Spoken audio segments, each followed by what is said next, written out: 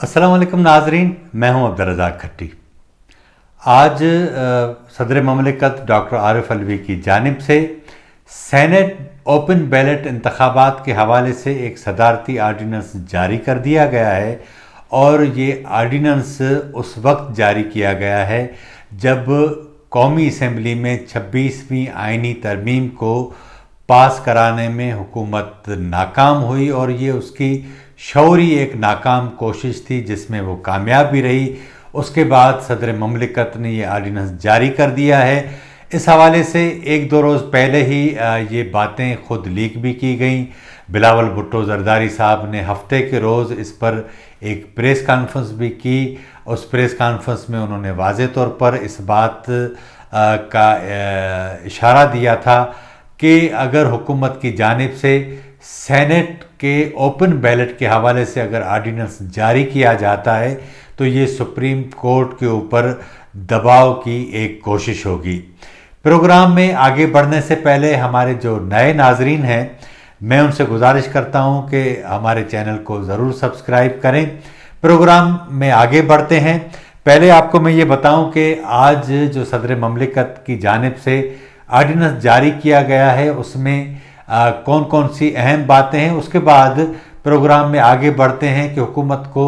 इस बात की ज़रूरत क्यों महसूस हुई और आखिर इसके पसे पर्दा क्या सियासी मामलात हैं। सदारती आर्डीनेंस के अंदर वाज़े तौर पर यह कहा गया कि इलेक्शन एक्ट 2017 की शिक 122, 81 और 185 में तरमीम की गई है। आर्डीनेंस को सुप्रीम कोर्ट में ज़ेरे समात रेफरेंस से मशरूत रखा गया है। सुप्रीम कोर्ट ने अगर सेनेट इलेक्शन को इलेक्शन एक्ट के तहत करार दिया तो फिर ओपन वोटिंग होगी। ओपन या काबिल शनाख्त वोटिंग की सूरत में सियासी जमात का सरबरा या नुमाइंदा वोट देखने की दरख्वास्त कर सकेगा और इस आर्डीनेंस को इलेक्शन तरमीमी आर्डीनेंस 2021 का नाम दिया गया है। वाज़े तौर पर ये एक कोशिश की गई है। पहले ही सदारती रेफरेंस जो है वो सुप्रीम कोर्ट में ज़ेर समात है जिसमें इलेक्शन कमीशन और हुकूमत सिंध हुकूमत का जो मौक़िफ़ है या जो सदारती रेफरेंस है उसकी मुखालफत कर चुके हैं और उन्होंने कहा है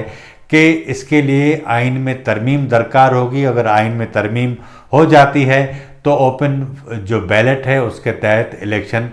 करवाने में कोई आर नहीं है। लेकिन जो सबसे अहम सवाल है कि आखिर हुकूमत ये इस तरह की जो कोशिशें कर रही है वो क्यों कर रही है। सबसे पहली बात तो हम ये आते हैं कि हुकूमत का मौक़िफ़ ये है कि हॉर्स ट्रेडिंग को रोकने के लिए ये सारी कोशिशें कर रही है और क्योंकि पाकिस्तान मुस्लिम लीग नून और पाकिस्तान पीपल्स पार्टी मीसाक जमहूरियत में इस बात पर इत्तफाक कर चुके थे कि आगे चलकर ये दोनों जमातें हॉर्स ट्रेडिंग को रोकने के लिए ओपन बैलेट का कानून लाएंगी, लेकिन उन्होंने इस कानून में कोई जो है वो पेशरफ्त नहीं की। इसलिए उन्होंने आइन में तरमीम भी नहीं की, क्योंकि अगर ये दोनों जमातें तरमीम करती तो जो पैसे कमाने का रास्ता है वो दोनों जमातों के लिए बंद हो जाएगा। उनका इशारा आसिफ अली जरदारी और मियाँ नवाज शरीफ की तरफ था। लेकिन सवाल ये है कि ये एक काम तो ठीक है, कहा यह जा रहा है, हम मान भी लेते हैं, लेकिन इशू ये है कि क्या इन हालात में ये मुमकिन है, नंबर 1। नंबर 2, हम थोड़ा पीछे चलते हैं। आपको याद होगा कि सेनेट के जो मौजूदा चेयरमैन हैं सादिक संजरानी साहब, उनके खिलाफ अपोजिशन की जानिब से एक तहरीक अदम एतमाद पेश की गई थी। जाहिर है कि जो फिगर थे या जो नंबर्स थे अपोजिशन के पास, उसके तहत सादिक संजरानी का जीतना मुमकिन ही नहीं था। लेकिन उसके बावजूद हुकूमत ने वो तमाम कोशिशें की, अपोजिशन के सेनेटर्स तोड़े, लालच के तहत तोड़े या दबाव के तहत तोड़े, लेकिन उन्होंने वो काम कामयाबी से किया और सेनेट चेयरमैन के खिलाफ जो तहरीक अदम एतमाद की जो तहरीक पेश की गई उसमें तो 63 वोट थे जो इस तहरीक अदम एतमाद के हक में आए थे। लेकिन जब खुफिया वोटिंग हुई तो हमने देखा कि जो तहरीक अदम एतमाद के हवाले से जो मोशन मूव हुआ उसकी हिमायत में जो 63 अरकान थे, जब उनमें से इन सारे लोगों ने वोट किया تو بہت سارے لوگوں نے چیئرمین سینٹ صادق سنجرانی کو جو ووٹ جو ہے وہ ان کے خلاف نہیں دیا اور اس کے نتیجے میں یہ تحریک عدم اعتماد ناکام ہو گئی۔ ہم یہاں یہ سوال ضرور اٹھا سکتے ہیں کہ کل تک یہ فلور کراسنگ ہارس ٹریڈنگ آپ کے لیے جائز تھی، کیونکہ آپ کو اپنا چیئرمین بچانا تھا، اور جن کو وہ لوگ لائے تھے عمران خان کی معرفت لائے تھے۔ آصف علی زرداری نے بھی اس سارے صورتحال میں اپنا کردار ادا کیا، لیکن بعد میں انہوں نے اس ساری صورتحال کو تبدیل کرنے کی کوشش کی، لیکن تمام کی تمام اپوزیشن ناکام رہی، حکومت اور اس کے لانے والے اس ساری صورتحال میں کامیاب ہو گئے۔ اب اگر ہم کہتے ہیں کہ وہ فلور کراسنگ جائز تھی، اور اب جو فلور کراسنگ جس کا حکومت کو خوف ہے وہ کس طرح ناجائز ہوگی، اس سلسلے میں میں آپ کو پہلے یہ بتاؤں کہ 26ویں آئینی ترمیم کے حوالے سے قومی اسمبلی میں حکومت نے جو کوشش کی تھی، بنیادی طور پر اس کی اس ترمیم کے حوالے سے کوئی نیت نہیں تھی، اور وہ نیت اس لیے بھی نہیں تھی کہ اپوزیشن اور حکومت کے درمیان اتنے فاصلے بڑھ چکے ہیں کہ اب وہ فاصلے ختم کرنا ممکن نہیں رہا۔ حکومت آئین میں ترمیم کرنے کی پوزیشن میں ہی نہیں تھی، کیونکہ اس نے اس طرح کی کبھی سنجیدہ کوشش ہی نہیں کی۔ ماضی میں جتنی آئینی ترامیم ہوئی ہیں اس میں جو سب سے بڑی ترمیم تھی وہ جنرل باجوہ کی ایکسٹینشن کے حوالے سے تھی، اور اس سلسلے میں حکومت نے کوئی کوشش نہیں کی۔ جن کی ایکسٹینشن تھی انہوں نے خود ہی کوشش کی اور اس میں وہ کامیاب بھی رہے۔ حکومت کو اندازہ تھا کہ اپوزیشن اس کی حمایت نہیں کرے گی، لیکن اس کے باوجود وہ اس آئینی ترمیم کو قومی اسمبلی میں اس لیے لائی تاکہ اپوزیشن کو بدنام کیا جا سکے۔ اس ساری صورتحال کا آپ اندازہ اس بات سے بھی لگا سکتے ہیں کہ اس وقت جو اپوزیشن کے ساتھ جو جنگ لڑی جا رہی ہے وہ ساری میڈیا پر لڑی جا رہی ہے، کیونکہ تمام جو وزراء ہیں، پوری جو حکومت ہے اس کی جو پوری مشینری ہے، یا تو سوشل میڈیا پر یا جو ریگولر میڈیا ہے ہمارا پرنٹ میڈیا، الیکٹرانک میڈیا، اس پر اپوزیشن کے خلاف جنگ لڑی جا رہی ہے۔ اپنی مرضی کی خبریں دی جاتی ہیں تاکہ اپوزیشن ہے اس کا میڈیا ٹرائل ہو سکے، اور اس میں بہت ساری چیزیں شامل بھی کی جاتی ہیں، خود جو ہے وہ خبریں جنریٹ کروائی جاتی ہیں تاکہ اپوزیشن کو زیادہ سے زیادہ نقصان پہنچایا جا سکے،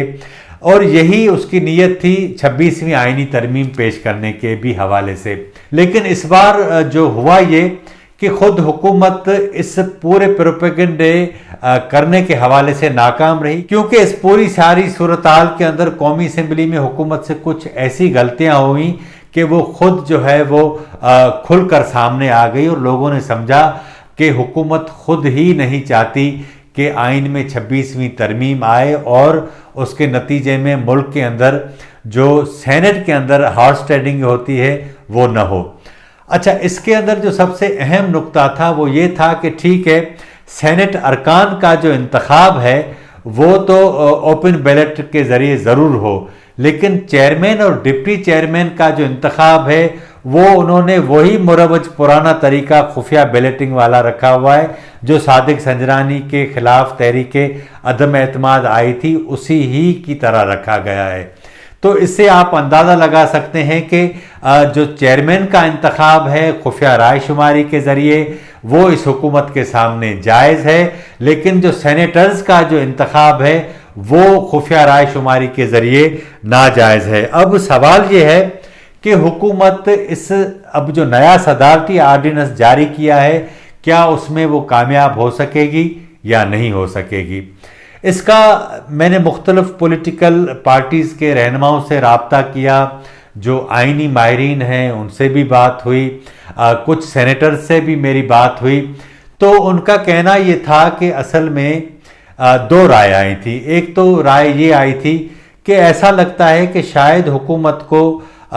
سپریم کورٹ کے کارنر سے اس حوالے سے کوئی اشارہ دیا گیا ہے کہ وہ اس طرح کا آرڈیننس جاری کرے تاکہ جو اگر وہ صدارتی ریفرنس کا فیصلہ آتا ہے تو اس میں اس کو کوئی جواز مہیا کیا جا سکے۔ لیکن جو دوسرا پہلو ہے یا دوسری رائے تھی وہ یہ ہے، جس طرح بلاول بھٹو زرداری نے بھی کہا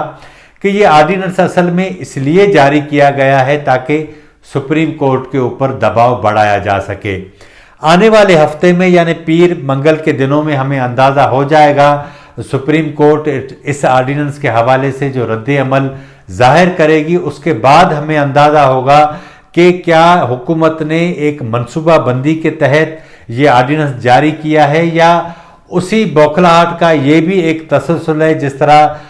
آئینی ترمیم کے حوالے سے انہوں نے کوشش کی تھی اور اب یہ جو آرڈیننس جاری کیا ہے وہ بھی اس کی ایک کڑی ہے۔ اچھا، اس میں جو سب سے اہم بات ہے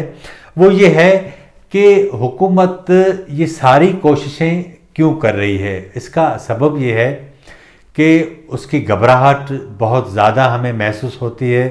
اور چیزیں کافی ہیں جو اس کے ہاتھوں سے نکلتی جا رہی ہیں۔ اس پر جو ہے وہ ہم